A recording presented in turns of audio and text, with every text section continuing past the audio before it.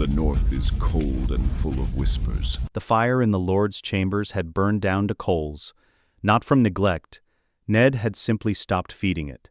Somewhere in the last hour, without noticing, the way a man stops noticing hunger when something else occupies the place where hunger lives, he was standing at the window, not looking at anything in particular. The courtyard below was empty, sheeted in snow that the torches hadn't yet turned to mud, and the sky above it was the particular gray of a northern dawn that hasn't committed to arriving yet.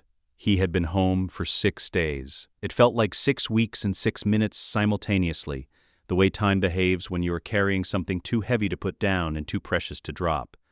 The baby was in his arms. Dark hair, gray eyes, a stark face, already the long bones of it beginning to declare themselves even at this age, angular and northern.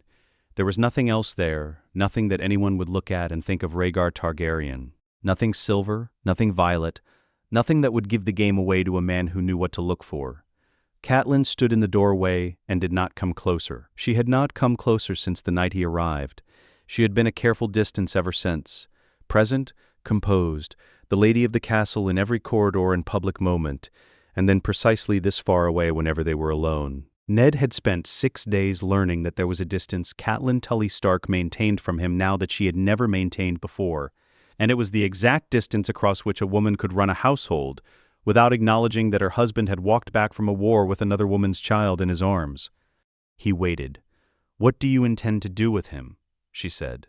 Not who is the mother, not how could you. He had prepared for both. He had the half-truths arranged in the right order, the deflections rehearsed until they came out smooth. He had not prepared for this question, because this question was colder than anger. It was what came after anger had finished burning. It was calculation. "Raise him," Ned said. "As my own, here." Catelyn was quiet for a long moment. She looked at the child the way she sometimes looked at maps, with the specific attention of a woman measuring an obstacle's dimensions, before she decided how to cross it. "Then you intend to destroy us." She came into the room, she closed the door. She did not sit, she stood in the space between the door and where Ned was standing, and she began to speak. Her voice did not rise. It never rose in moments like this, which was something Ned had learned about her early and never stopped finding unsettling. Anger in the Tully women ran quiet and deep, like a river that had cut its bed through stone over 100 years and didn't need to rush because the channel was already there. Robert Baratheon was king. He was also Ned's oldest friend, and the man who had won a war built entirely on the grief of losing Lyanna Stark to a Targaryen prince. He had ordered Ilya's children dead before the last fires of King's Landing had even cooled. Children who were, by any cold calculation, considerably less dangerous than this one. A bastard born to an unnamed tavern wench was one thing. A bastard whose mother was Ned Stark's sister, who would carry Lyanna's face into every feast hall in Westeros as he grew taller. That was something else. "You think I haven't considered Robert," Ned said. "I think you have considered Robert the man. I'm speaking of Robert the king. They are not the same person, and they never have been." The bastard story would hold for a year, she continued. Perhaps 2. Long enough for the wrong servant to look too carefully at a gray-eyed boy with the long Stark jaw. Long enough for someone who had known Lyanna to say, quietly, in a crowded hall, to the wrong ears, "Gods, doesn't Ned's bastard look like his sister?" One letter from one such person, traveling south to King's Landing by way of any road in the 7 kingdoms, was all it required, and when that letter arrived, it would not be the child who paid for it. Ned looked at the fire. One coal had gone completely dark. "His mother made me promise," he said. "She was dying, she asked me to keep him safe. Whatever I failed her in, I will not fail her in this." "I am not asking you to fail her." Catelyn's voice dropped lower. "I am asking you to understand that keeping this child in Winterfell is not protection. It is pride wearing the shape of honor. You want to be the man who kept his word. I understand that about you. I have understood it since the day we met. But the word you keep here will be the thing that kills Robb, that kills our daughter, that kills every child sleeping in this castle. Because when Robert learns the truth, Ned, and he will learn it because he always learns eventually, he will not make the distinction between the guilty and the innocent. He has never made that distinction." The fire made no sound at all. The baby shifted in Ned's arms, made a small formless noise against his shoulder, and settled. "Where then?" Ned said. "You want me to send him to some farmer's family, give him a life in the dirt, and call that keeping my promise. Let him grow up not knowing who he is or who his mother. Dorne. The word sat in the room like a stone dropped into still water. Catelyn moved to the chair nearest the dead fire, and sat, and for the first time in 6 days she looked like something other than a woman holding herself together through the sheer mechanics of dignity. She looked like a woman who had spent every hour of those 6 days constructing an argument and had finally arrived at the moment to lay it out. Dorne, she said, was the one kingdom in Westeros where the word bastard carried no shame, where a child born outside of wedlock was simply a child, where the name Sand was a fact about the land and not a reason for cruelty. No sept sermons about sins of the flesh. No lords' wives who would teach the boy through 1,000 small cruelties that he was less than the children born on the right side of a marriage bed. More than that, Doran Martell had sent 3 ravens to King's Landing in the months since the sack, demanding answers for Elia, demanding an accounting that Robert had answered with nothing. He was not a fool. He was the most patient man in Westeros, which was another way of saying he was the most dangerous man who appeared to be doing nothing. He ruled a kingdom of people with a reason to hate the same people Ned had reason to fear. He would protect the child, not out of love, out of interest, out of the Dornish capacity to see 20 moves ahead and recognize a peace that might, given time, become something extraordinary. Robert will ask, Ned said, eventually. Tell him the mother was Dornish. Tell him her people wanted the boy back. Tell him you sent him south out of honor, because that is the kind of thing you do, and Robert knows it and will believe it without looking further. She looked at him evenly. Robert has scattered his own bastards across the realm without a second thought. He will not lie awake wondering about yours. Ned looked at the child. The room had gone cold, not with cruelty but with the specific chill of a northern morning before anyone has added fresh wood to the grate. He stood there a long time. Then he carried Jon to the writing desk and set him down with both hands in the chair beside it. Not the floor, the chair where the face was still visible. He sat. He pulled the quill from its stand, he pressed the tip to the parchment, and held it there without moving. He wrote 2 letters. The first was measured and formal. Gratitude, goodwill, the fostering of a northern ward as a small gesture of peace between peoples who had both given too much. The second he wrote in his own hand, sealed with his personal sigil, and he did not describe its contents to Catelyn, and Catelyn did not ask. In the room next door, Robb Stark was sleeping. 3 weeks old, heir to Winterfell, dreaming whatever it is infants dream. The child in the chair beside the desk was also sleeping now. Dark hair, gray eyes, nothing in the face that would betray him. The fire had no wood left to give. The snow had started again outside, silent and thorough, covering everything it touched. Ned Stark set down his quill and sat alone in the gray light with 2 letters in front of him, and he made no sound at all. The ship that carried Jon Snow south didn't leave White Harbor in daylight. Howland Reed boarded at dawn with a bundle of blankets in his arms and a sealed letter in his breast pocket, and a story in his mouth that he had rehearsed until it sounded like something that had actually happened. A bastard child, orphaned in the war's last weeks, being returned to his Dornish people by a lord who felt the obligation keenly. The harbor master noted the passage in his ledger without looking up. Howland waited until the dock disappeared behind a curtain of morning fog before he exhaled. He was not, by nature, a man built for sea voyages. He was a Crannog man, built for marsh water, shallow and still, for flat-bottomed boats and mist that smelled of peat. The Bight was neither flat nor still, and for the first 3 days it treated the ship with the particular contempt northern waters reserve for anything traveling south in autumn. Howland spent those 3 days wedged into a corner of the below-deck cabin, with one hand on a beam and the other on the bundle, not because the baby required constant holding, but because having something to hold made the rolling easier. Jon, for his part, was serenely indifferent to the Bight. He slept through the worst of it. By the 4th day, the water changed. Not obviously, not the way a painting changes when someone swaps the gray background for amber. More the way a song changes key partway through, where you cannot point to the exact moment of the shift, but you can feel that something has moved. The chop flattened. The spray came warmer off the bow. Howland noticed it first in his hands. The knuckles, which had been white and tight since they left, loosened without him instructing them to. The air reached them before the land did. Something warmer underneath the salt. A smell with no name in any northern language. Something floral and mineral simultaneously. The smell of a place that had been old and dry and sun-bleached for 10,000 years. Howland sat on deck with the bundle in his arms and breathed it and felt, for the first time since Ned Stark had placed the child in his hands at the Winterfell gate, that the world was large enough to lose a secret in. The planky town at the mouth of the Greenblood was not what Howland had imagined when someone said the word Dorne. He had imagined towers and sand. What he found was noise. A trading port conducting 3 conversations simultaneously in as many languages, where Dornish merchants in loose cotton harangued associate traders over bales of spice, while riverfolk from the interior pulled flat boats through the dockside channels with the unhurried authority of people who owned the water. The air smelled of saffron and something sharper underneath it that Howland couldn't name. He moved quickly through it with his head down and the bundle pressed to his chest, following the guide Doran Martell's advance letter had specified. A man with a yellow sash and a gray mule, who would meet any northern ship arriving in the first weeks of the year. The man was there, he said nothing beyond what was necessary. Howland appreciated that. The road to Sunspear cut through landscape that Howland stopped trying to process after the first hour and simply let wash over him.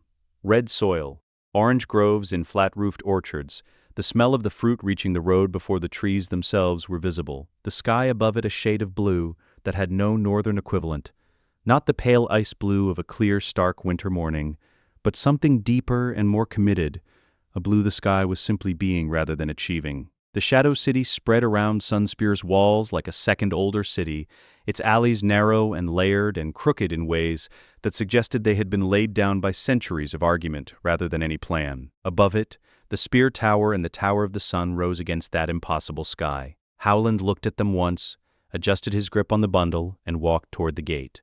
Doran Martell received them in a room in the Tower of the Sun, where the walls were tiled in amber, and the afternoon light came through arched windows warm and horizontal like something poured from a jar. He was 25 years old, not yet the man the gout would make of him, still fully mobile, still capable of pacing though he did not pace. He stood when they entered and waited while the door was closed, and then he looked at Howland Reed with the focused attention of a man cataloging another man's reliability at a single glance. Howland placed the official letter on the desk. Doran read it in under a minute and set it aside without expression. Howland produced the second letter, sealed separately, Ned's personal sigil pressed deep into the wax. Doran held it for a moment without opening it, as if testing its weight against what he already suspected. Then he broke the seal and read it slowly, twice, and held it in the candle flame on his desk, and watched it curl and blacken until nothing remained but a small, weightless curl of ash drifting upward toward the amber tiles. He crossed the room and looked at the face inside the bundle. Dark hair, gray eyes, nothing Targaryen in any feature a casual viewer could isolate. The face of a northern child, complete and unambiguous. He asked one question. His voice had the quality of deep water, unhurried because it had no reason to hurry. "Does the child know?" "He's a year old," Howland said. "That is not what I asked." "No," Howland said. "He doesn't know anything." Doran straightened. Something in his expression settled the way a long calculation settles when the final number confirms the estimate made at the start. "Good," he said. "A secret shared is a secret weakened. He will know when it is time." He accepted the child without naming a price, and without naming terms. Howland Reed, who had prepared for negotiation, for the Dornish habit of making everything in exchange, stood in the amber light with empty arms, and felt unsettled in a way he couldn't articulate until he was 3 days back at sea heading north. He had expected to pay something. He had not understood that Doran Martell did not accept things he considered favors. He accepted investments. Oberyn was in the water gardens when the child arrived. He was watching his daughters in the pools. Obara, 12 years old and already serious as a woman grown, already built like someone who had decided early that the body was a weapon and adjusted her life accordingly. Nymeria, 10, sitting at the pool's edge with her feet in the water and a book open on her knees, reading and watching simultaneously, the way she did everything. Oberyn was drinking something cold and doing what he did best in peacetime, which was wait for something worth his attention. He saw Doran come through the orange trees with a nurse behind him carrying a bundle. He saw his brother's face doing the specific thing it did when Doran was protecting information from his own expression by making his expression very still. Oberyn set down his cup and stood. Doran brought the child to him without preamble. Oberyn took the infant with the ease of a man who had done it many times. He had held all his daughters from their first hours, and the weight of a small human life was familiar in his hands. He looked at the face. Dark hair, gray eyes, nothing Targaryen in any feature he could name, everything Stark, except something in the jaw, Not the shape of it exactly, more the suggestion of a shape that would come later, once the bones finished deciding what they were. Something in the set of the brow, very faint, that Oberyn had seen before on a face he had not been permitted to forget. He looked for a long time without speaking. Doran waited beside him and said nothing, because Doran knew that Oberyn was the kind of man who reached the destination on his own or not at all. And interrupting the journey served no one. Oberyn handed the child back to the nurse. He watched her carry the infant toward the building at the garden's edge, where the other children had already gathered for the evening meal. When she was out of earshot, he said, "Tell me what was in the letter you just burned." Doran looked at him evenly. The fountain at the garden's center made its small continuous sound in the silence between them. What passed between the brothers in the next 10 minutes, no one recorded. When it was done, Oberyn walked out of the water gardens alone into the last of the afternoon heat, with an expression on his face that was not the one he had brought in with him. It was not grief. It was not the old rage that had lived behind his eyes for 3 years, the banked fire that never went cool, that had its origin in a room in the Red Keep and bodies wrapped in Lannister gold. It was something he had not felt in a long time, something that would have been difficult to name in the moment, but that settled into him as he walked, and stayed, something that might, in a different light, be called interest. 3 days later, Obara Sand stood at the edge of the nearest pool, with her arms crossed, and studied the pale northern baby that someone had installed in the water gardens as if it had always been there. "He's very gray," she said. "Everything about him is gray." Nymeria looked up from her book. She considered the infant with the particular precision she applied to most subjects. Not a long look, not a short one, exactly as long as the subject required, and no longer all babies look like that. She said, "He'll be different by summer." She was right. It would take several summers, but she was right. The spear was too long for him. This was obvious to everyone present, including Jon, who had not yet learned that obvious problems were still your problems. Obara Sand was 15 and had been fighting with a spear since she was 7, and had zero patience for the particular kind of crying that came from dropping a thing rather than from being hurt by it. She stood 6 feet away with her arms crossed and watched Jon drop the practice spear for the second time. The shaft hitting the tile with a sound that scattered 2 sparrows from the orange tree overhead, and waited while he looked at his hands as if they had disappointed him personally. He picked it up. He held it. He looked at Obara. "Grip lower," she said. "You're holding it like it's a torch. It's not a torch. Your hands are too close together and you're trying to use your arms instead of your body. A spear is not about arms." She demonstrated with her own, a single fluid extension from shoulder to hip, the tip tracking a precise, invisible line. Again, Jon adjusted his grip. He planted his feet the way she had showed him yesterday and the day before. He thrust the spear forward. It wobbled, but it didn't fall. Obara looked at it. She said nothing complimentary. What she did was uncross her arms and pick up her own spear, which Jon had learned to read as the higher acknowledgement. "She would only practice with you if she thought you were worth the time." "Again," she said. He dropped it once more on the 6th attempt, and his eyes went bright with the specific misery of a 4-year-old who refuses to admit he wants to cry. Obara looked at him with the flat steadiness of someone who had never found tears useful. "The spear does not care if you are sad," she said. "Pick it up." He picked it up. He did not drop it again that day. Doran's study smelled of ink and dried citrus, and it faced east, and at certain hours of the afternoon, the light came through the arched window and fell across the tiled floor in a shape that Jon, at 7, had spent considerable time staring at while pretending to listen to Maester Caliet's history lessons. He was not pretending now. He sat across the desk from Doran Martell and asked the question that had been sitting behind his teeth for 3 weeks, ever since a boy in the water gardens had said it in the particular tone that meant he had heard it somewhere useful. "Why do they call me Jon Sand when my name is Jon Snow?" Doran set down his quill. He gave the question the weight it deserved, which Jon had already learned was the thing that separated Doran from most adults. He did not dismiss the questions children asked as though their smallness made them simple. "In Dorne," Doran said, "a bastard takes the name of the land, sand for the desert, snow for the north. You were born in the north. The name carries it with you. Jon turned this over, but I'm not from the north anymore. You were born there. The place of your birth is a fact that follows you. So what am I then?" Jon said. "If I'm not Dornish enough to be sand, and not northern enough to be snow." Doran looked at him for a long moment. His expression was the one it always was. Still, measuring, giving nothing away that he hadn't chosen to give. Something that hasn't been named yet, he said. Give it time. Jon looked at the light on the floor. He thought about this for the remainder of the lesson and for most of the walk back to the water gardens, and he did not arrive at a satisfying answer. But the question, he noticed, had not gotten smaller for being asked out loud. It had gotten cleaner, more precise, a question he could carry rather than one that was carrying him. Oberyn used a real spear. He was very clear about this before they began. Not because he wanted Jon to be afraid, but because he wanted Jon to understand the difference between practicing for combat and practicing for something that resembled it aesthetically but was, at its core, a different activity entirely. The tip was wrapped in cloth. This was the only concession. He did not explain what he was doing. He moved, and Jon watched, and this was the lesson. Not the words around it, but the movement itself.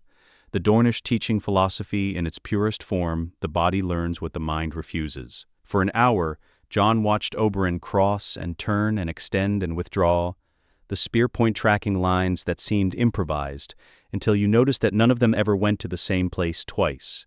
Jon was knocked down 7 times. The cloth-wrapped tip found him each time in a different place: shoulder, hip, ribs, the soft point behind the knee that he hadn't known was a target until it wasn't. He got up after each one and tried to adjust, tried to anticipate the next angle, and each time found that the angle he had prepared for was not the angle that arrived. After the 7th fall, he stood for a moment with his hands on his knees and his chest working hard, and then he straightened and looked at Oberyn. "What is the lesson?" he said. Oberyn stopped. He lowered the spear and looked at Jon with an expression that Jon had not seen on his face before. Not the comfortable amusement that sat there in most situations. Not the controlled stillness he put on in Doran's presence. Something cleaner. Something that might have been surprise. "The lesson," Oberyn said slowly, "is that the fight is never what it looks like. Your enemy will show you what he wants you to fight. Fight something else." Jon stood in the courtyard and thought about this. The afternoon light sat on the stone around him, hard and flat and exact, and he could still feel each of the 7 impacts in the specific way that real contact teaches you, not pain exactly, but information. He thought about it for 3 days. Then he came back to the courtyard and asked to go again. Oberyn was already there. Nymeria Sand taught High Valyrian the way she did everything, by making ignorance feel faintly embarrassing, which was more efficient than any other pedagogical method Jon had encountered. She was 21 and had been fluent since she was 13, and had the specific patience of someone who found other people's limitations interesting rather than frustrating. She also taught Dornish history. Not the version in the Maester's Chain curriculum. The other version, the one that survived in oral tradition and in books you had to know to ask for. Nymeria the Queen, who led 10,000 ships across the narrow sea, and burned every one of them on the Dornish shore so her people could never go back. The resistance against the Targaryens that lasted a century and ended not through conquest, but through a marriage pact, which was the Dornish way of winning. Dorne was never beaten, Nymeria told him one afternoon with the flat certainty of someone stating a fact about the weather. "We outlasted them. There is a difference." "What if you don't have enough time to outlast?" Jon said. She looked at him across the table with the particular attention she gave to things that interested her. It was a different look from the one she gave things she was merely analyzing. "Then you change the terrain," she said. Tyene taught poison the way Caliot had taught arithmetic, with complete comfort in the subject matter, as if the lethality of the content was no more remarkable than the weight of numbers. She laid the vials out on the table in the afternoon sun without ceremony, the widow's blood which thickened until the heart gave up, the tears of Lys which went into wine and left nothing for a maester to find, the strangler, small and crystalline and patient. She showed him the antidotes alongside the poisons, because Tyene had an orderly mind and it would not have occurred to her to teach only half a subject. "Poison is honest," she said, holding a vial up to the light. "It tells you exactly what it does if you know how to listen." "I'm not sure honesty is the word I'd use," Jon said. Tyene set the vial down and looked at him with her gentle expression, the one that her mother the Septa had apparently given her, and that Tyene had repurposed for use in conversations about things that would have made her mother's hair go white. "Then you haven't been paying attention," she said. He paid attention after that. The Lord's son was 17 and certain of himself in the way that boys who have never lost anything are certain. Not arrogance exactly, more a failure of imagination about the range of possible outcomes. He was the finest spear in the water gardens and had heard that the northern ward was growing into something worth testing. The challenge was for pride. Blunted weapons, first touch wins. Jon disarmed him in 11 seconds. He didn't do it with force. Force was the fight the 17-year-old had trained for, the northern brute relying on muscle and reach. Jon stepped inside the guard instead, used angle rather than power, and had the spear tip at his opponent's ribs before the older boy had time to understand that the fight he'd prepared for was not the fight that arrived. The courtyard was quiet for a moment afterward. Then it wasn't. Oberyn was watching from the top of the wall. He watched for a moment after it ended. Then he picked up his wine, turned and walked away along the wall's edge without saying a word to anyone. Doran, who was also watching from the opposite end of the yard, saw his brother's face in the moment before he turned, saw the expression that Oberyn Martell's face produced when something had been confirmed rather than discovered, and said nothing either. Jon had been waiting for a letter from Ned Stark that had not come.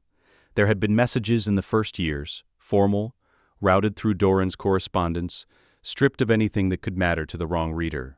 They stopped when Jon was 7. He had spent the years since building 2 possible explanations and living in the space between them. Either the silence was safety, don't write, don't create evidence, leave no trail for the wrong hands to follow, or it was something else, something he was 14 years old and not yet ready to name plainly. He asked Doran once, in the library, in the direct way he had learned that Doran respected more than any careful approach. "Is Lord Stark dead?" Doran looked up from his correspondence. "Lord Stark is alive. He rules Winterfell. He sends his care through channels that leave no paper behind." Jon said nothing. He believed part of it. He built his life on that part anyway, the way you build on uncertain ground, carefully, without weight in the center, watching for what shifts. He was 14 years old. He was the finest young spear in Sunspear, and possibly in Dorne. He could read High Valyrian and speak it without an accent that embarrassed Nymeria.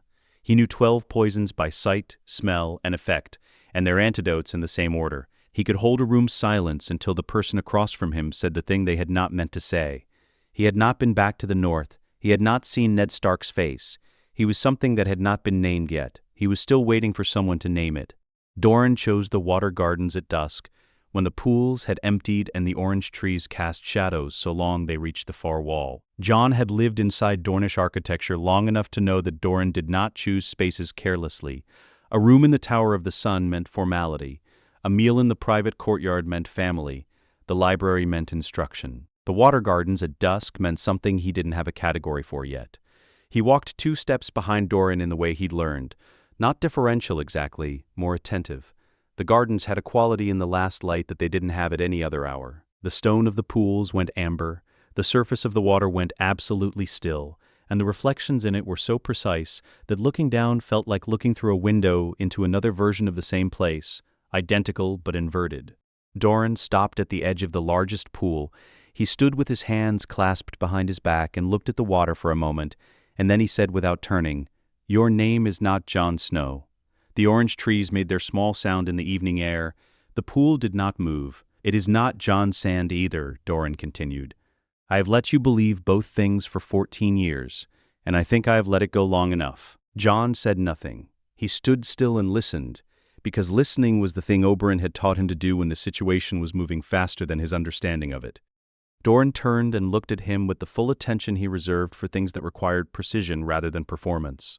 He told Jon what he knew, what he had deduced, what a sealed letter burned to ash on a desk in this same tower 13 years ago had confirmed. He told it in the order it had happened, without drama and without softening, because Doran Martell had no use for the kind of cruelty that dressed itself as mercy by delivering hard truths gently. Lyanna Stark was Jon's mother. Rhaegar Targaryen was his father. The Tower of Joy was in the mountains of Dorne, which was why 3 members of the Kingsguard were standing outside it. Not kidnapping, not imprisonment. Protection. The Kingsguard did not guard common women. They guarded royalty. They guarded the wife of the Crown Prince or the mother of the heir. They guarded someone the Crown Prince had put there himself, under oath and under stone, with every intention of coming back. He did not come back. The child he had left in that tower was legitimate. The marriage was secret, the septon unnamed, the witnesses few, but the intention was in the architecture of it. Rhaegar Targaryen, who planned everything, had not placed 3 Kingsguard at a tower in the mountains on impulse. Jon was not a bastard. He was the legitimate heir of Rhaegar Targaryen, Crown Prince of the 7 Kingdoms, which made him the rightful heir to the Iron Throne. The pool did not move. The last of the sun pulled back from the garden's far wall and left the stone blue-gray in the early dark. Jon walked to the pool's edge and sat down. Not dramatically, just sat the way a person sits when their legs have made a decision their mind hasn't caught up with yet. He looked at his reflection in the still water. Dark hair, gray eyes, the long, stark jaw that Doran's servants had been noting for years without knowing what it meant. He looked for a dragon in that face and found a wolf looking back. "Why now?" he said. "Why tell me now? Because in some months, Robert Baratheon's health will have deteriorated further than his court is admitting in its letters." Doran said, "Because the Lannister hold on the throne has been tightening in ways that do not allow for much more tightening before something breaks. Because I am a man with gout in both knees who has spent 20 years arranging pieces on a board, and I need to know that those pieces can move on their own." Jon looked at the reflection for a while longer. He thought about Ned Stark, whose face he had never seen, whose letters had stopped when Jon was 7, and who had apparently sacrificed his honor and his marriage, and the surface of every relationship he had, to a lie that was not even entirely a lie. He had claimed a bastard. The bastard was not a bastard. The lie was in the framing, not the fact. He thought about what it meant that the throne, that specific chair in that specific city at the end of the map, was his by blood. He turned the thought over and found it cold to the touch. Not exciting, not clarifying, just cold the way large, true things are cold when you first hold them, before the weight of them settles in. "What does this make me?" he said. Doran came and stood beside him at the pool's edge. He looked at the same reflection Jon was looking at, as if checking the water's answer against his own. "Precisely what you have always been," he said. "A Stark in appearance, a Martell in education, a Targaryen in blood. If you are careful with all three, you become something this world has not seen in a generation." Oberyn came at full dark, which meant he had been told, or had known, in the way Oberyn knew things that moved through rooms before they were spoken, and had waited until the garden was dark enough that his face was harder to read than usual. He did not wait for an invitation. He sat on the low wall beside the pool with a cup in his hand that he did not drink from, and he looked at Jon for a long time without speaking. Then he said, "Your father was not the man the songs made him." His voice had a quality Jon had not heard in it before. Not the practiced wit that Oberyn deployed in public. Not the cold precision he used in the courtyard. Something underneath both of those. Something that had been carried for 15 years in a place where it couldn't be set down. He was also not the villain the Baratheons need him to be, Oberyn continued. He was a man who believed he understood what the world required, and who was willing to cause damage to the people he loved in order to provide it. I have spent 15 years deciding whether that makes him noble or monstrous. He paused. I have concluded it makes him both, which is what most men are if they are honest. The fountain at the garden's center made its small, continuous sound. Oberyn looked at the cup in his hand. He set it on the wall beside him. "I don't know what passed between your mother and your father once she was in that tower," he said. "I don't know what Rhaegar told Elia, or how much she understood of it. My sister was not a woman who shared her grief with me, because she knew what it would cost me, and she chose to protect me from the price." He was quiet for a moment. "What I know is that she accepted her situation with a dignity that would have been difficult for me to manage in her position. I have spent a long time wondering what she knew that I didn't. Whether she saw something in Rhaegar's intentions that made it bearable, whether she believed what he believed about prophecy and necessity and the price of the world's survival." He stopped. "I have never arrived at a satisfying answer. So I carry the question, and I carry her name, and I carry what was done to her children. Those three things are what I have." Jon sat with this.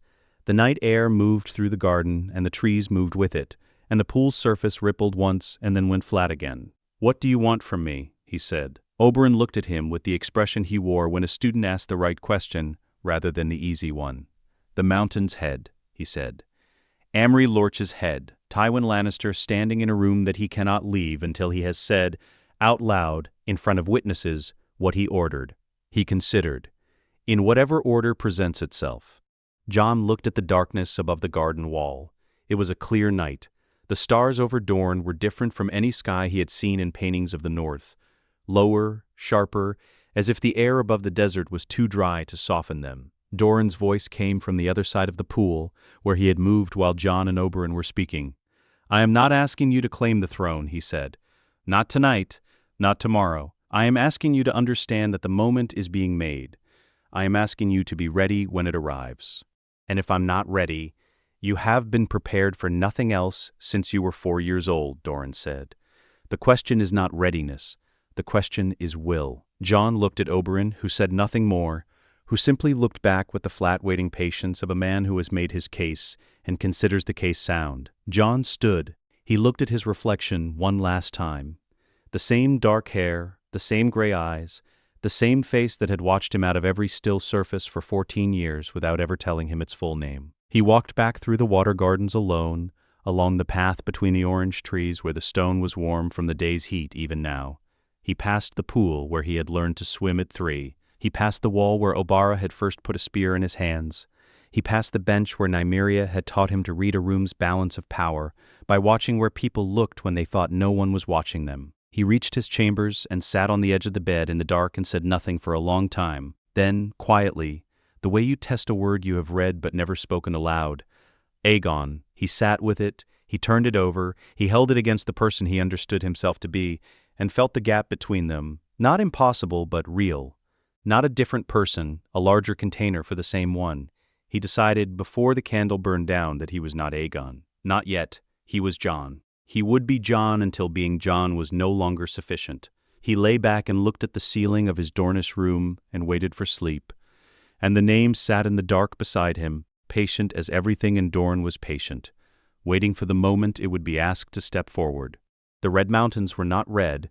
Jon had expected red, the name the Dornish painters who worked in ochre and rust, the way soldiers described the pass with the specific reverence men reserved for terrain that had killed a meaningful number of people they respected. What the mountains actually were was a brown so deep and dense it looked red in certain light and gray in others, and at certain hours of the afternoon when the sun came from the west and hit the western faces of the peaks, something closer to the color of old dried blood, which was perhaps where the name had started.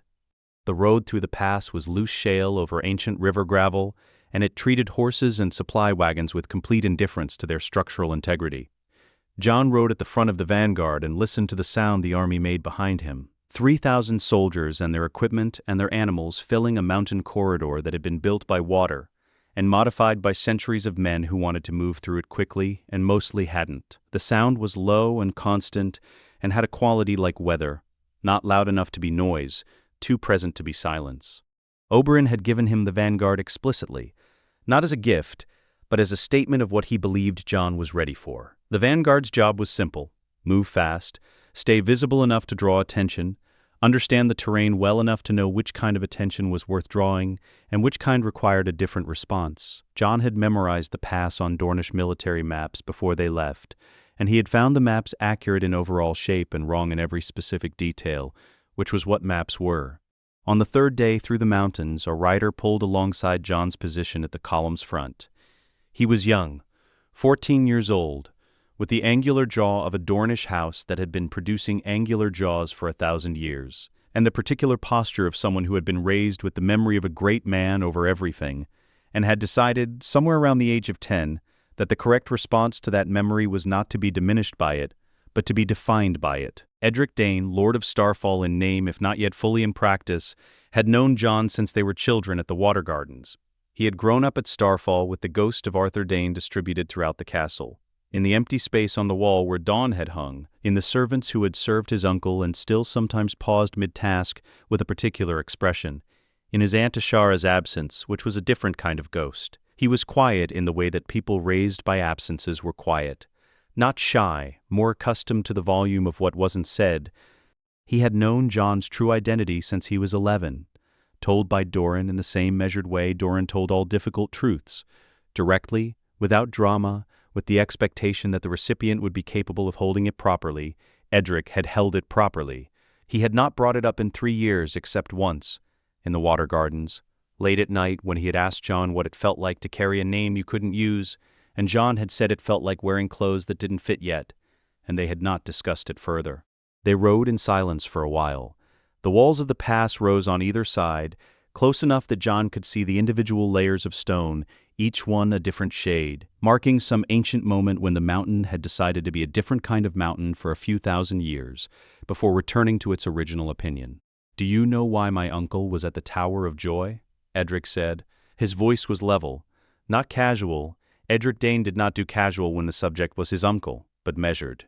The question of a person who has been building towards something for a while and has decided the time is right. He was guarding someone, Jon said. He was guarding you, Edric said, before you were you. The pass carried the sound of horses and boots for a long moment. A scout came back from the front with a hand signal that meant clear, nothing ahead, and Jon acknowledged it, and the scout turned and rode forward again. The greatest knight in the Seven Kingdoms, Jon said, standing in a tower in the mountains guarding an unborn child, standing in a tower in the mountains because the crown prince of the Seven Kingdoms put him there and asked him to hold the oath, Edric said. My uncle did not break his oaths, not once in his entire life. That's what the sword means. He paused. Dawn isn't just sharp, it's what we are, it's what he was. Jon said nothing.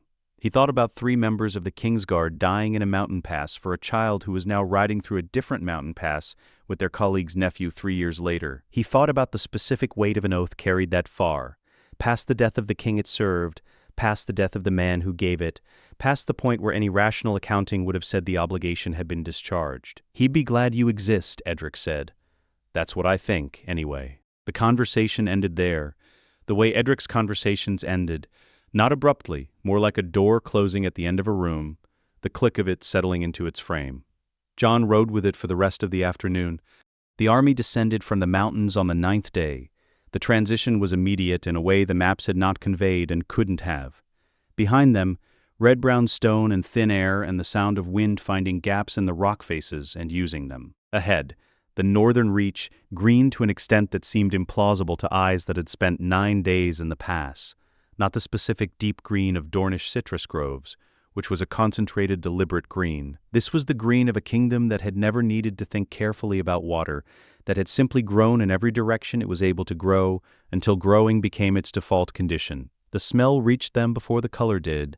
Rain-soaked grass, river water, the specific sweetness of a landscape that produced more food than it consumed and had been doing so for 10,000 years. Soldiers who had not complained once in 9 days of difficult mountain road made sounds when the smell arrived, involuntary sounds of the body recognizing something it had not known it was missing. Jon sat his horse at the edge of the descent and looked out over the reach for a long moment. Then he turned to his outrider captain and gave the order to spread the scouts. The first Tyrell outriders appeared on the 2nd day in the reach, 4 riders on the ridge to the north, watching, not hostile. Their weapons were sheathed and their horses were still, the posture of men sent to observe rather than engage.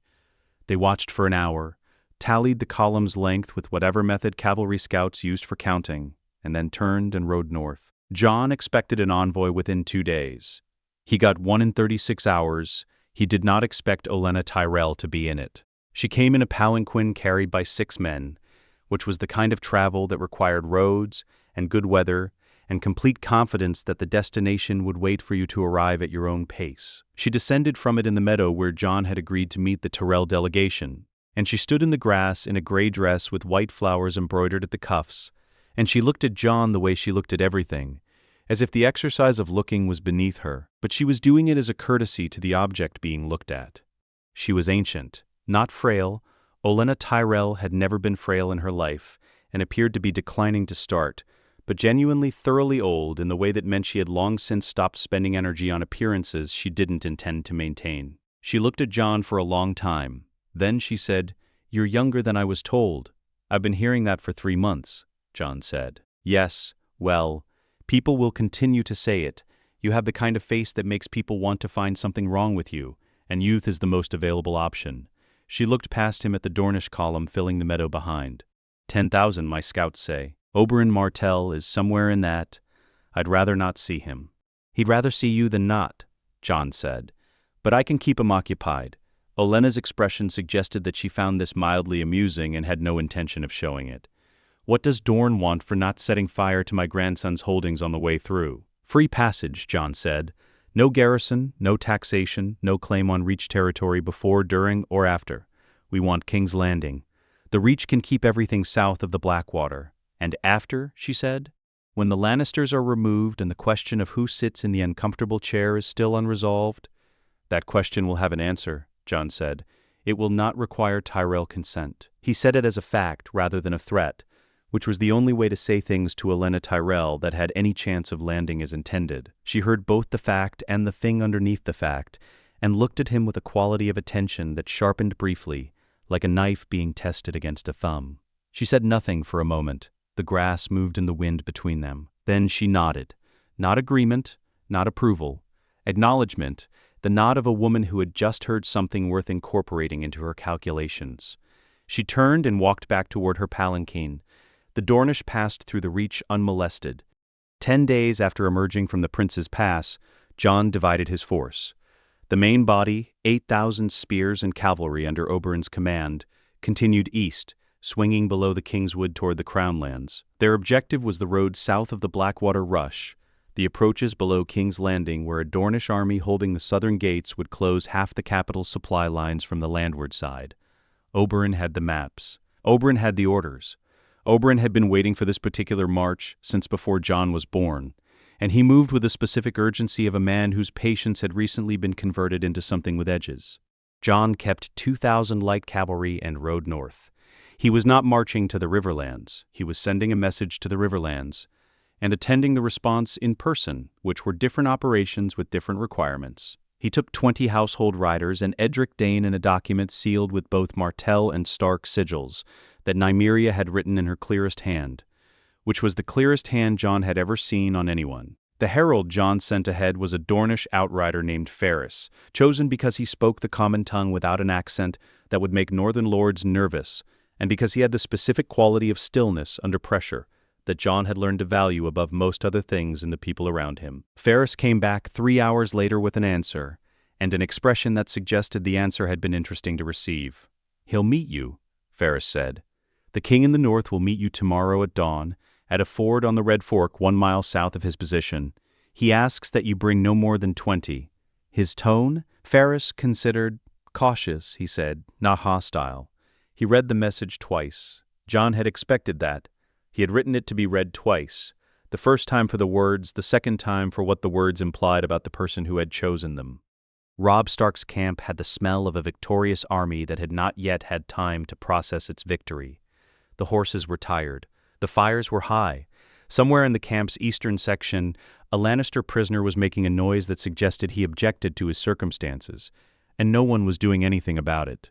Jon rode through the outer pickets with Edric and 18 household guard, and the northern soldiers they passed watched the Dornish column with the flat assessment of men who had been fighting for weeks and had developed strong opinions about what constituted a threat. They looked at Jon longer than they looked at anyone else. He had the armor of a Dornish commander and the face of a Stark, and the combination clearly required more processing than the morning had allotted for. Robb was waiting at the camp center, in the open, which Jon noted as a choice. Not in a tent, not behind a table, standing in the gray morning light, with his gray cloak moving in the river wind, and Grey Wind sitting at his left heel like a statue that had recently decided to be an animal. He was 15 years old and had the particular quality of someone who had been carrying more than his age for long enough that the carrying had become structural, had begun to change the shape of him. He looked like Ned Stark, was Jon's first thought. Not a copy, but something in the jaw, the brow, the way he held himself in space with a Stark's instinctive sense that the ground under his feet was his by right and required no defending. Grey Wind raised his head. He did not growl. He made a different sound entirely. Low, almost inquisitive, the sound of an animal recognizing something that its rider did not yet have the information to recognize. Robb looked down at him, briefly, with the slight frown of a man whose wolf had just changed the conversation. When they were close enough, Robb looked at Jon. Jon looked at Robb. The distance between them was the distance of 15 years of other people's decisions. "Jon," he said. "Robb," Jon said. They met privately at Robb's insistence, in a room in the nearest inn, a low-ceilinged place that smelled of old ale and river damp, with a table and 2 chairs and a fire that had been burning long enough to have opinions about its own continuity. The lords waited outside. Grey Wind lay across the doorway with the impartiality of a dog who belonged to neither side of the threshold. Robb sat across the table and looked at Jon with the direct attention of someone who had been told a version of this person for 15 years, and was now adjusting the version against the person. "You're not what I expected," Robb said. "What did you expect?" Robb was quiet for a moment. He had the Stark honesty, the kind that was not bluntness but a genuine difficulty with the alternative. Someone more northern, he said. More, I don't know. I thought I'd recognize you. You recognized me immediately, Jon said. I recognized your face. Robb looked at him steadily. The rest of you is something I don't have a name for. Jon said nothing. He let Robb sit with it. Because Robb was not wrong. There was a gap between the Stark face and everything underneath it. And the gap was 15 years of Dorne, and it was not a gap that closed over the course of a morning.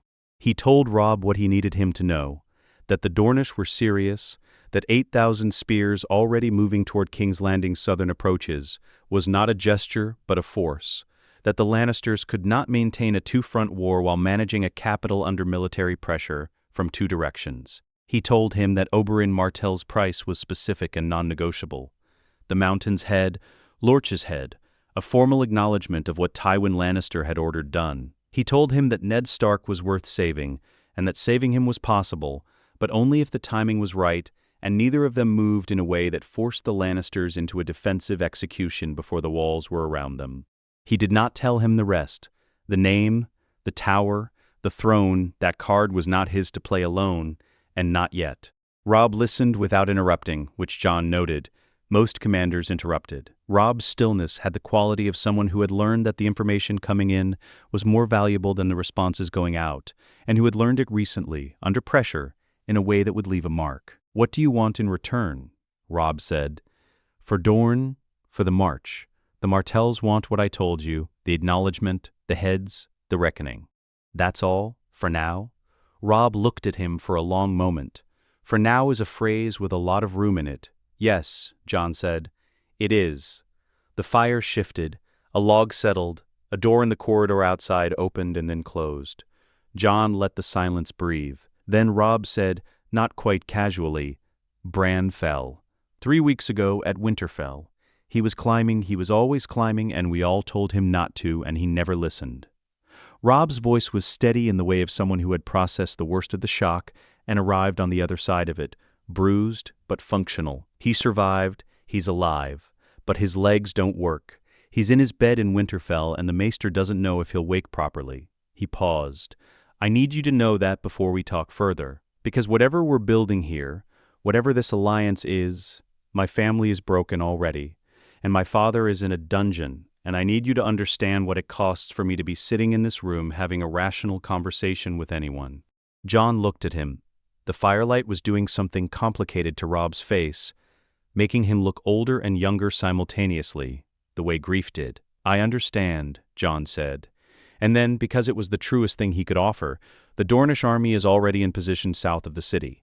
My main force moved east while I came north to meet you.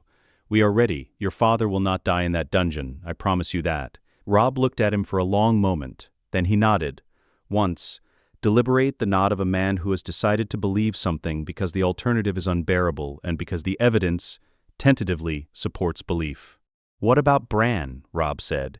"Is there anything—" "Get him to a maester in a large city when this is over," Jon said. "Get him to someone who has seen more than Winterfell has to offer. Beyond that, I don't know. I wish I did." Robb accepted this. It was not enough, but it was honest, and Robb Stark had always been better at receiving honesty than comfort. They talked until past midnight. The fire went low, and Robb fed it once without looking at what he was doing. The automatic gesture of someone raised in a cold place who had been feeding fires his whole life. Outside, the camp settled into its night sounds, the change of the watch, the horses, the river moving over the ford. At some point Robb said, "We're going to win this, aren't we?" It was not quite a question. Jon looked at him across the table, at the gray eyes and the stark jaw, and the 15-year-old king who had already done the thing everyone said couldn't be done, and was now reaching for the next impossible thing with the same even, northward-facing confidence. "Not if we do anything stupid," Jon said. Robb laughed. "Then we won't do anything stupid." "No," Jon said, "we won't." Outside, Grey Wind lifted his head toward the dark river, ears forward, reading something in the night air that neither of them could hear. Then he lay back down across the threshold, and the door held, and the fire kept.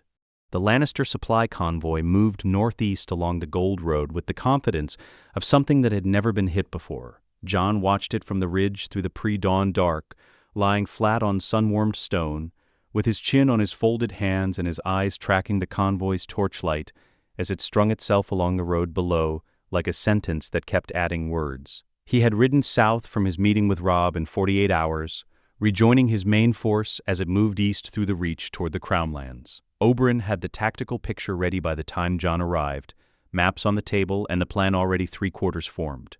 All it needed was the commander to sit down and find the gap. The gap was there. Jon found it in under an hour. Wagons first. He counted 23 from the ridge, heavy-loaded axles complaining at the road's surface. Then the escort. 200 soldiers in Lannister crimson walking in the loose, footsore formation of men who had been marching for days and had not yet had reason to be anything other than bored. Cavalry outriders ahead and behind, 8 total, scanning the verges with the performance of vigilance rather than its substance. His outrider captain, a Dornish woman named Sara who had been reading terrain since she was old enough to ride, appeared at his elbow without sound. "Commander's near the front," she said, voice flat against the stone. "Riding with the forward riders, not with the wagons. He trusts the escort." "He trusts his numbers," Jon said. 200 against whatever he's imagined finding in the Reach. He hasn't imagined us. Not yet. Jon looked at the convoy for another few minutes. He had the route memorized and the position of every unit in his head. 2,500 spears and cavalry on this side of the road, spread across the rising ground in the dark where no outrider would see them unless they rode directly into them, which the outriders would not because they were scanning the verges the way men scanned verges when they expected nothing. Forward, regular, incurious. Oberyn was north of the road with 1,500, in the tree line 3 miles back, invisible and waiting for the sound of Jon's horn to tell him that the convoy's body had been pulled far enough forward to be strung out and reachable. The plan was Tyenne's name for it, the widow's kiss. Tyene named most things, and she named them accurately, which was her most consistent quality. Jon pulled back from the ridge and went to his horse. The next hour was the hour that separated the plan from the execution, which was always the hour that mattered. Jon's force moved along the parallel track south of the road, faster than the convoy, covering ground in the dark with the specific quiet of soldiers who had trained in this terrain and understood that the mountain air carried sound in ways that flat country soldiers never accounted for. He kept them below the ridge until he was certain of his position ahead of the convoy, and then he brought them over the crest in the gray light of early dawn and let them be seen, not as a threat, as a retreat. The formation he had arranged looked like a Dornish rear guard pulling back from something, banners furled, horses walking, the scattered geometry of disorganized withdrawal. The Lannister forward outriders saw them within minutes. Jon could track the response from the ridge, the riders stopping, the message galloping back to the commander, the ripple of information moving through the convoy's body as it received news that there were enemy soldiers ahead, and those soldiers appeared to be running away. He counted the seconds between the outriders seeing his force and the convoy's body beginning to accelerate. It was faster than he expected, which told him something about the commander's ego that the intelligence reports had not. 40 seconds. Jon raised the horn to his lips and held it there.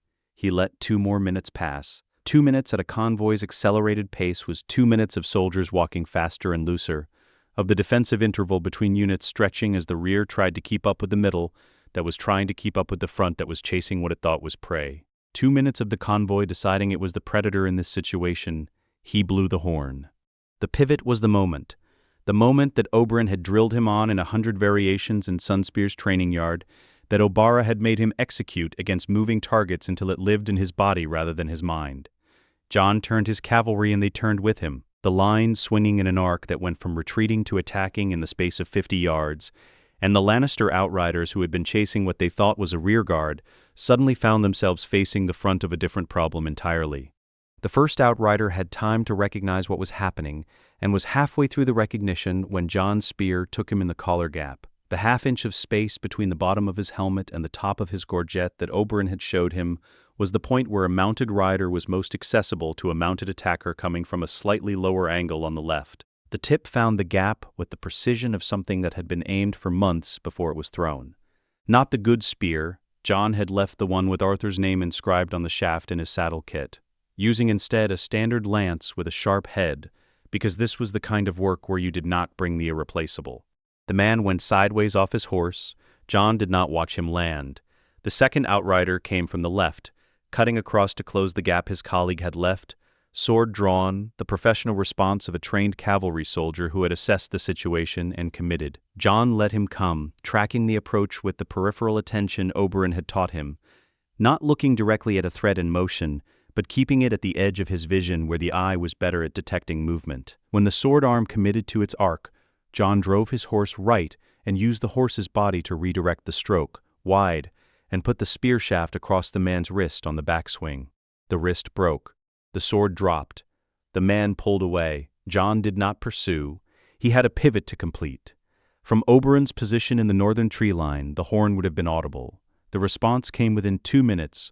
Jon could not see it from his position, but he could feel it in the way the convoy's formation changed, the way the rear of the Lannister column suddenly stopped moving forward and started moving in the confused, short-distance shuffles of a body that had received contradictory information from 2 directions simultaneously. The widow's kiss: you pull them toward the bait, and while they are moving toward the bait, you hit them from behind.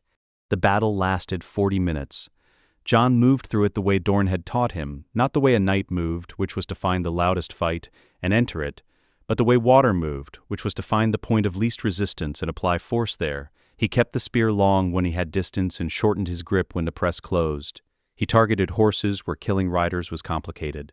He targeted weapons where killing men was unnecessary. He kept moving. He killed 4 men. He knew it was 4 because he counted in the cold part of his mind that stayed above the noise and kept the tally and would present it to him later, in the quiet when the accounting came due. The first was the outrider with the collar gap. The second was a foot soldier who came from behind a burning wagon and committed to a sword stroke before he had fully assessed his target. The third was a mounted sergeant who had organized a pocket of resistance in the convoy's center and refused to break when the cavalry hit him and had to be removed before the pocket became a core. The fourth was a man who was running and turned and threw a knife at close range, which Jon deflected with the spear shaft and answered from reflex before the reflex had consulted anything else. He did not enjoy any of it. He was very good at all of it, and he did not enjoy any of it, and the distance between those 2 facts was something he would need to find a way to live in. The burning wagons made a column of smoke that would be visible from a significant distance, which was fine. Jon had intended for it to be visible. Tyene supervised the prisoner questioning with the matter-of-fact thoroughness she applied to every subject that interested her, which was most subjects. She appeared at Jon's side an hour after the fighting ended, clean in a way that suggested she had been nowhere near the fighting, which was accurate. Tyene's contribution to the widow's kiss had been organizational rather than physical, and she had spent the battle in a position of her own choosing, at a distance of her own calculation. Tywin pulled 2 regiments from the Riverlands 3 days ago, she said. Gold Road coverage, the commander confirmed it twice, separately without knowing he was being asked the same question. Reliable? Reliable enough. He was not a man who lied well under the circumstances. She said this without elaboration. The Riverlands is lighter by 2 regiments. Your brother's scouts will have noticed movement they couldn't explain. Now they can. Jon looked at the road. The bodies had been moved. The horses had been caught. The prisoners, 43 of them soldiers who had put down their weapons before the fighting was over, were sitting in a group at the road's edge under Dornish guard, looking at the burning wagons with the expressions of men who had expected a routine march and had received instead an education. "Release them," Jon said. His captain looked at him. "All of them, under parole. They report back to Tywin Lannister and they tell him what they found on the Gold Road this morning. Every detail, I want him to know what hit him. I want him to know it will happen again." He looked at the prisoners until the order was given and the guards moved to carry it out. 43 men who would carry a story north, who would deposit that story in Tywin Lannister's intelligence and make him adjust his theory of the war by 1 more variable. 43 letters he did not have to write. Oberyn appeared from the northern side of the road, cleaning his spear with a cloth. Unhurried, he looked at the burning wagons, at the organized Dornish columns, at the prisoners being released in an orderly file, at Jon standing at the road's edge watching all of it. "You are learning to think like a Martell," Oberyn said. Jon looked at him. "I'm thinking like whoever wins this." Oberyn was quiet for a moment. Then he laughed. A real laugh, unguarded. The laugh of a man who had not expected to hear exactly that, and found it entirely correct. It was the laugh he produced when the world confirmed something he had decided to believe in before the evidence arrived. He went back to cleaning the spear. Jon watched the last of the prisoners disappear around the road's bend, carrying their story north. The smoke above the gold road was enormous and black and visible for miles. By nightfall, Tywin Lannister would know the road had changed. By morning, he would be changing his calculations. By the time those calculations were complete, Jon intended to be somewhere those calculations could not reach. He mounted his horse and gave the order to move. The city smelled of too many people making too many decisions in too small a space, and underneath that, something older, the particular staleness of a place that had been afraid for long enough that the fear had become part of the architecture. Jon stood on the southern ridge above the Blackwater and looked at it in the early morning light. 500,000 people inside those walls, the largest city in Westeros, and from this distance it looked like something a child had built, and then added to without a plan. Towers of different heights in different styles, the Red Keep sitting above everything on its hill with the specific self-assurance of a building that had been told it was important since before the city existed. The walls were old, the gates were heavy, the river approach was guarded by a chain that Dornish engineers had already assessed and found significant. A direct assault would cost thousands of lives. Jon had no intention of a direct assault. He had 10,000 Dornish spears, and a position on the southern approaches, and a Dornish commander who had been waiting 36 hours since his last message to Nymeria's contact inside the city. He had time and pressure, and the Lannister supply chain already broken behind him on the Gold Road. What he did not have was time enough for a slow siege. The trial date for Eddard Stark had been announced by a herald from the city walls that morning. The herald's voice had carried across the field in the particular practiced projection of a man who had been trained for this work and was performing it under conditions he found unsettling. 14 days. Jon walked back to the command tent where Nymeria was waiting. The message had gone through channels that Nymeria described as established, and Jon did not ask further about, because the things Nymeria considered established were the product of years of work that he had watched from a distance as a child, without understanding, and understood now with a granular appreciation for how much patience it took to build a network of trust inside a hostile court. The reply had come in under a day. A single sentence in High Valyrian written in a hand that managed to convey elaborate neutrality. There are several doors. I will open the one nearest the Tower of the Hand at midnight on the third night, if the party is small enough to move quickly and wise enough not to leave a trail. Jon showed it to Oberyn, who read it once and handed it back. Varys, Oberyn said. You know him? I know of him. Anyone who trades in information knows of him. He serves the realm, which means he serves whichever version of the realm he finds most persuasive at the moment. He paused. The fact that he has responded suggests he finds our version persuasive. I would not interpret this as loyalty. I'm not, Jon said. Nymeria had one additional piece of intelligence from the same channel. Cersei had, 3 weeks before Jon's army reached the Crown Lands, summoned Gregor Clegane to the city. The order had gone out quietly, routed through Lannister military correspondence rather than royal decree, framed as a personal security assignment. Cersei had watched the Dornish advance through her informant's reports, and had drawn the obvious conclusion that if the city fell, she would need a champion, and the mountain was the only champion she trusted to discourage anything short of an army. He had been in the garrison barracks below the city wall for a fortnight. Jon filed this information and said nothing. The mountain's presence inside the walls was a problem that would solve itself at the appropriate moment, or it would solve everything else first. They went in at midnight on the third night. Jon, Oberyn, Nymeria, Tyane, Edric Dane, and 30 soldiers chosen by Obara with criteria Jon had not asked to understand fully. The drainage tunnel opened in the southern wall's foundation, behind a grate that swung outward on hinges that had been recently oiled, which was a small and precise demonstration of Varys' thoroughness. The tunnels beneath King's Landing were narrow and dark, and smelled like the city above them rendered into essence. The city's sweat and its commerce and its waste and its age, compressed and concentrated by stone until the smell had become something almost solid. They moved by torchlight, 2 soldiers ahead and 2 behind, the rest in a column that threaded through the passage in the specific silence of people who had been told that sound carried unpredictably in enclosed spaces and had decided to believe it. The map was accurate in the way that old maps were accurate, in the shape of things and not the details. They passed 3 junctions that the map showed as 2, and a collapsed section that the map did not show at all, and a room that was not on the map but contained evidence of regular occupancy. A stool, a candle stub, a cup. Nymeria looked at the cup. She did not touch it. She moved on. The first gold cloaks were at a junction below the Red Keep's lower level. two of them playing a dice game against the wall with the focused boredom of men stationed somewhere they had not expected to need to be vigilant. They looked up when the torchlight rounded the corner and had time to begin the process of reaching for their swords before they finished calculating the odds, and decided against it. Jon's lead soldiers had them disarmed and against the wall in under 10 seconds. The second pair was more complicated, farther in, better positioned.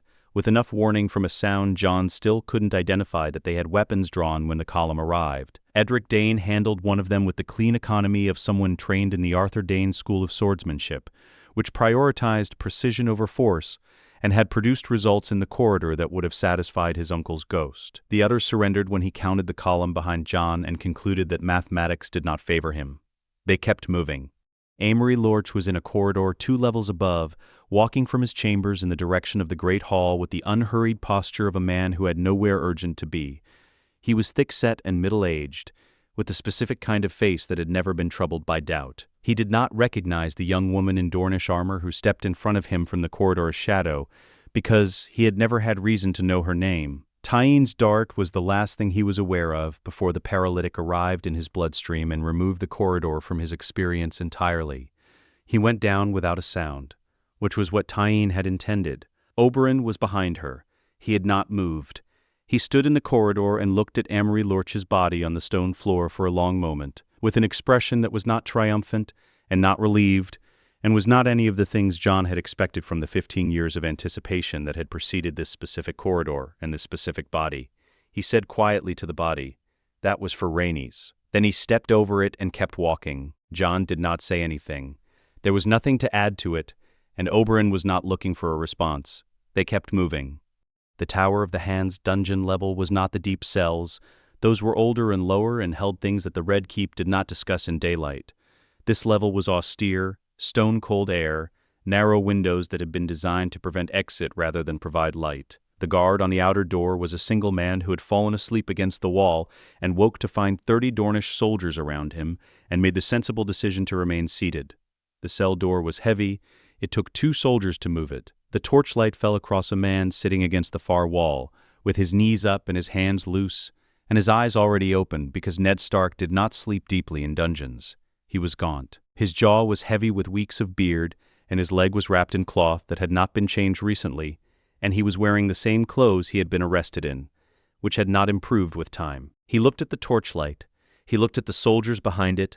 He looked at the face above the Dornish bronze gorget in the doorway, and he went through several expressions in rapid sequence before settling on the one that fit. "You got tall," he said. "You got shorter," Jon said. Ned laughed. It was a real laugh, not a polite one, the laugh of a man who had not had cause to laugh in a long time and found the experience surprising. It changed his face in a way that made him look briefly younger than the dungeon had left him. Jon crossed the cell and helped him to his feet. Cersei and Joffrey were found attempting to use a passage in the Red Keep's eastern wing that Varys had, with characteristic forethought, not told them he was watching. Nymeria had placed 4 soldiers there, 2 hours before midnight, on the understanding that people who needed to run usually ran toward the passages they believed only they knew about. Nymeria accepted their surrender with the professional composure of someone who had been imagining this moment for long enough that the reality of it was less vivid than the preparation. Cersei tried to speak. Nymeria looked at her with the specific expression she used when she had already heard the argument and found it insufficient, and Cersei stopped speaking. Joffrey was 12 years old, which Jon noted without pleasure. The cruelty was already there in the face, the set of the mouth, the quality of the eyes. But he was still 12 years old, and 12 years old was its own specific category regardless of what the eyes contained. Jon did not speak to him. He gave the order for secure custody and moved on. Gregor Clegane was in the garrison barracks below the city wall. He was awake when they arrived, which had not been part of the expectation, and he was in full armor, and he filled the doorway in a way that made the doorway seem like a design flaw. 8 feet of man and metal looking at them with the dead, flat patience of something that had been killing things for long enough that the moral dimension had simply stopped presenting itself. He did not reach for his sword. He did not need to reach for it. It was already in his hand. 3 of Jon's soldiers were badly hurt before the room found its geometry. He was faster than he should have been, and stronger than the arithmetic of human physiology should have allowed. And he hit things with the dispassionate repetition of someone performing a task rather than fighting a person. Tyrion put the dart in his neck from 8 feet away. She used a blowpipe she had been carrying inside her left sleeve since they entered the tunnel, and she used it from a position behind two soldiers who had no idea she was there, until the dart had already crossed the room and the mountain was already changing in his movements, slowing in the specific stages of a paralytic working through a body that was much larger than the doses she had calibrated for, and was therefore taking longer than usual. He did not fall immediately. He took 2 more steps and then his legs disagreed with the instruction, and he went down sideways, the full 8 feet of him meeting the garrison floor with a sound that moved through the stone. The room was very still. Oberyn stood in the doorway. He looked at Gregor Clegane unconscious on the floor, at the size of him, at the hands that had done what they had done to children in a room in the Red Keep 15 years ago, at the specific stillness of something that had finally been paused. He was very quiet. The expression on his face was not what Jon had expected from this moment. Having watched Oberyn carry it for 15 years, it was not satisfied. It was not relieved. It was something more complicated than either of those things, and Jon had the sense that Oberyn would need time with it, that the garrison floor was not the place to begin. Jon said, "He's yours." Oberyn looked at him. "Not like this," he said. "Not while he's asleep." "Then we'll wake him up later," Jon said. Oberyn looked at the body for another moment, then he turned toward the door. Outside, somewhere above them, King's Landing was beginning to understand that the night had changed. The city surrendered in pieces the way cities always surrendered, not in the single dramatic moment that songs preferred, but incrementally, one district at a time, each section making its own calculation about the morning's new arithmetic, and arriving at the same answer by different routes. The gold cloaks on the northern walls saw Robb Stark's banners on the King's Road at dawn and put down their spears against the battlements and sat. The garrison at the river gate heard that the Red Keep had changed hands and opened the gate without being asked. Merchants who had shuttered their stalls the night before opened them again by mid-morning, not from optimism, but from the merchants' fundamental understanding that commerce required a functioning city, and a functioning city required someone to be in charge of it, and the someone who was in charge of it had changed, and there was nothing further to deliberate about. Robb's northern host came through the Gate of the Gods with gray banners and disciplined columns.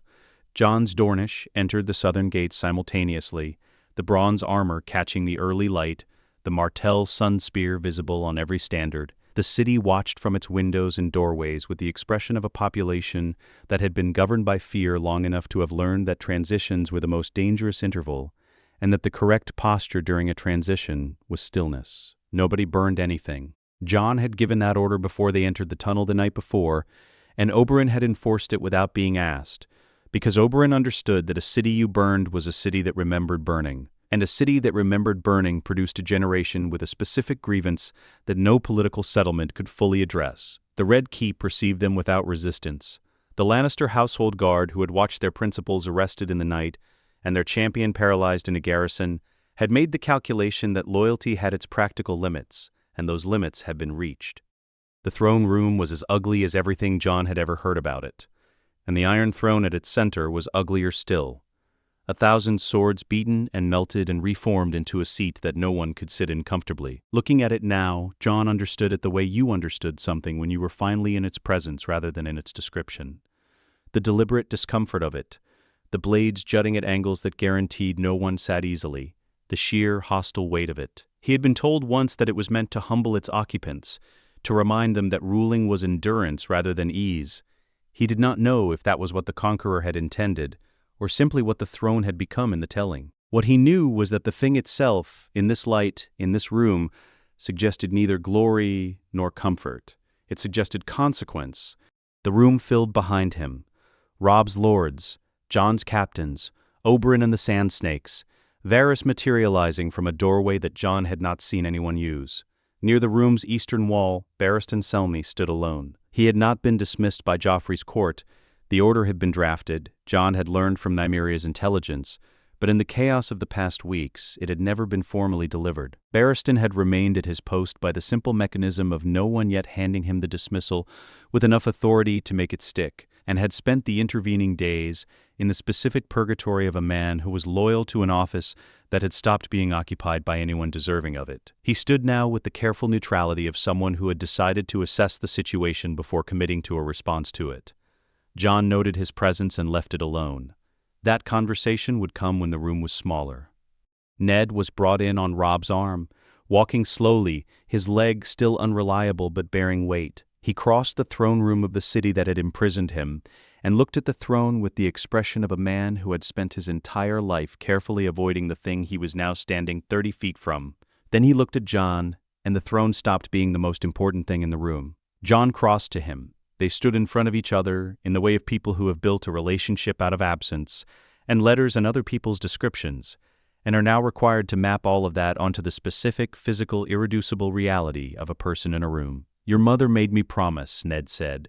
His voice was quiet. Not weak. Ned Stark's voice was constitutionally incapable of weakness, but stripped of everything that wasn't necessary. "She made me promise to keep you safe." "You kept the promise," Jon said. "I kept you alive. I'm not certain those are the same thing." "You kept me alive and sent me to people who made me capable," Jon said. "That's more than most fathers manage." Ned looked at him for a long moment. He was looking for something specific in Jon's face. Not approval, not reassurance. He was looking for Lyanna, and he was finding her, and the finding was costing him something visible. "She would have liked you," Ned said. "She would have been frightened by what you've become, and she would have liked you." "I'll take both," Jon said. The question of Rhaegar Clegane could not be deferred past the afternoon. Cersei, in custody and calculating, demanded trial by combat. She named the mountain as her champion and said it the way she said everything, with the absolute confidence of a woman who had never been in a room she couldn't eventually control. Tywin Lannister was 3 weeks away, with an army that was not going to arrive in time, and she knew it. But the trial by combat was a mechanism, and mechanisms had their own logic regardless of the larger situation. And Cersei Lannister had always been better with mechanisms than with situations. The paralytic had worn off. Rhaegar Clegane stood in the courtyard of the Red Keep in the afternoon light, and was exactly what he had always been, enormous and cold and entirely indifferent to the moral architecture of what was about to happen. He looked at Oberyn Martell across the fighting circle with the flat, animal patience of something that had won every fight it had ever been in, and had no particular reason to expect this one to be different. Oberyn had been waiting 15 years for this specific afternoon. He had not spent those 15 years consumed by it. He had spent them living, fighting, training Jon, grieving in the private way that private people grieved. But the afternoon had been there, in the background of everything else, a fixed point around which the rest of his life had organized itself without being asked. He took the circle with a spear and moved the way he always moved, the way water moved, the way things moved that did not have to overcome their own resistance before they could act. The mountain came forward with the great sword, and the fight was immediately what every fight with Rhaegar Clegane was: an argument between mass and speed about which property ultimately governed the world. Oberyn was faster. He was always faster. He targeted the knee joint on the second pass and opened the back of the mountain's leg through a gap in the plate, and the mountain stumbled and did not fall. And Oberyn came back around and put the spear tip through the gap below the pauldron and drew the second wound, and the mountain turned and swung, and Oberyn was already somewhere else, already repositioning, already finding the next angle. Tyene, in the gallery beside Jon, had a blowpipe in her left hand and her eyes on the circle, and said nothing. The mountain went to one knee on the sixth wound. The blood loss had been architectural. Each strike at a different joint, a different gap in the armor, a different piece of the machine taken offline one component at a time. He was still alive. He was still large. He was still capable of killing anyone who came within arm's reach. But he was on one knee, and Oberyn was standing, and the circle understood what it was watching. Oberyn walked toward him slowly. He lowered the spear until the tip was at the mountain's eye slit, and he said what he had been waiting to say since 283 AC, in a voice that was quiet enough that the gallery had to lean forward to hear. "You raped her. You murdered her children. You killed her. Say her name." The mountain's breathing was labored. The eye behind the visor moved. "Elia Martell," the mountain said. It came out wet, slurred by blood and effort. "Tywin Lannister's order. He sent us in." Oberyn was still for a moment. Long enough for the gallery to hold its breath. Long enough for Tyenne's grip on the blowpipe to tighten and then slowly ease. Then Oberyn stepped back. One step, and then another. And then he turned away from the mountain and walked toward the circle's edge, with the spear loose in his hand, and both eyes open and his face arranged into the particular expression of a man who has finished carrying something very heavy and is not yet certain what to do with. His hands.